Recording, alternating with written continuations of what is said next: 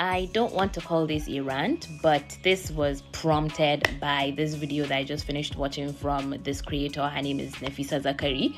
I think I'll put the video in the caption so you can go watch it. And basically, it's an address to Northern Nigerians, specifically Northern Nigerians that like to defend the integrity of the North or defend Arewa when other people are criticizing Arewa, especially following what VDM said about the North being the main crux of the problems in Nigeria, or being the North being the region that is holding Nigeria back. She said something that really resonated with me, right? And she was like, it's basically her just getting into all these, as she called them, educated illiterates that like to put defending the integrity of Arewa above all and sundry, right? And the thing of, you actually need to sit down and come to the realization that a criticism of Northern Nigeria is not an attack on Northerners, Like me, for instance, I was born in the North. I was raised in the North. I have lived my entire life in the North, and I'm going to probably continue living my entire life in the North.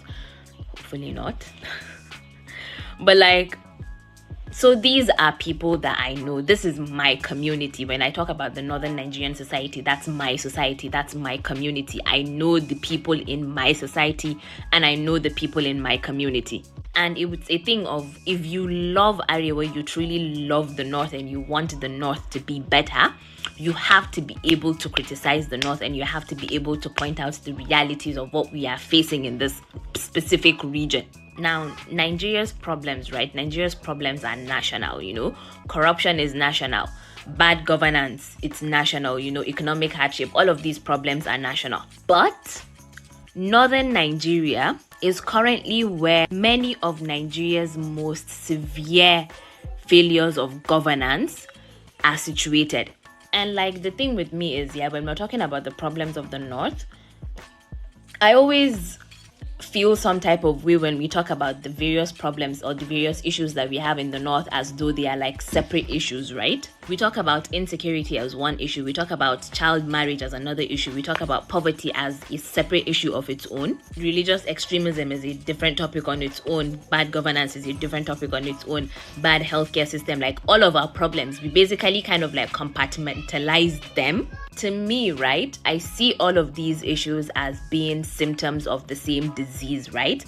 And this is my chain of thought, so follow me for it. You look at Northern Nigeria, right, and you will come to see that there is one single thread that actually connects to every single problem, every single issue we have in this region. I'm so used to saying in this country, but in this region, since we're specifically talking about Northern Nigeria. And that thread is education. Or should I say the lack of education? The absence of education itself, the absence of quality education, the absence of, widespread literacy, the absence of critical thinking itself, the absence of tools that people need to understand the world and the region that we live in today.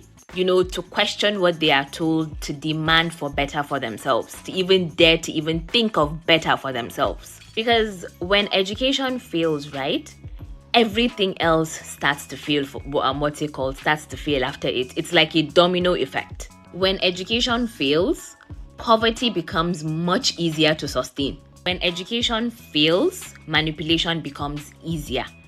When you talk about education failing, that is exactly the time where extremism, specifically religious extremism, begins to find a fertile ground to grow on. When education fails, it becomes way harder for us to hold politicians accountable. It also becomes a lot more easier for misinformation to spread as quickly as possible, because nobody is doing any form of critical thinking. Nobody is doing any form of research. Nobody is trying to search this thing to see if it is true or not. It's just take. And most importantly, right, when education fails, generations of people keep getting stuck in cycles that they did not create, but they will forever continue to struggle to escape it. That is why, to me, right, I see education as being the biggest and the most important foundation upon which every single solution that we're going to give in this Northern Nigeria, it has to be built on that. Education has to be the foundation of where that solution should be built on. And let's even look at the numbers, right? Nigeria currently has the most out-of-school children in the world, according to UNICEF. We had have like about 10.5 million out of school children in the in Nigeria, making us the most in the world. You look at that and then you think about, where are these out of school children, right? Because they just give us like the ballpark of numbers in Nigeria. Over 60% of those out of school children, over 60% of that 10.5 million children that we have, they come from Northern Nigeria. Specifically, they are more congested in states like Kano. Kano has the most out of school children in the entire country. It has almost 1 million out of school children in that state. You have Jigawa State, you have Katsina State, and I think is it Gusau or something, I can't remember. Going back to the numbers, out of every 5 out of school children in the world, 1 of them is Nigerian. Out of every 5 out of school children in the world, 1 of them is Nigerian.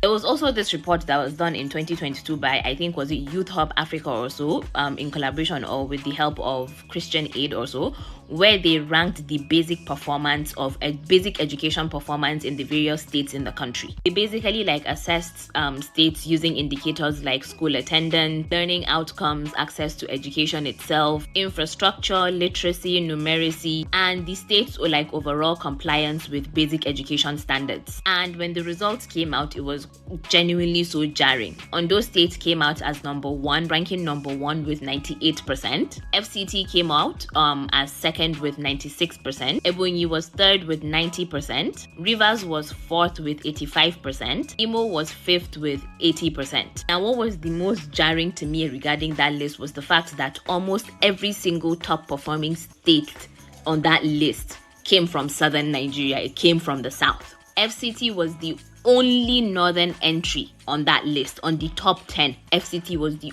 only northern entry. And at the bottom of that list, at the bottom of the ranking with 0, was Gombe, Zamfara, Katsina, and Sokoto. They all recorded 0 because according to the report, the states failed to meet like the minimum recommendations for basic quality education, because many of these learners that they studied, they lacked foundational literacy and numeracy skills, and these are skills that are needed for someone to function in a society.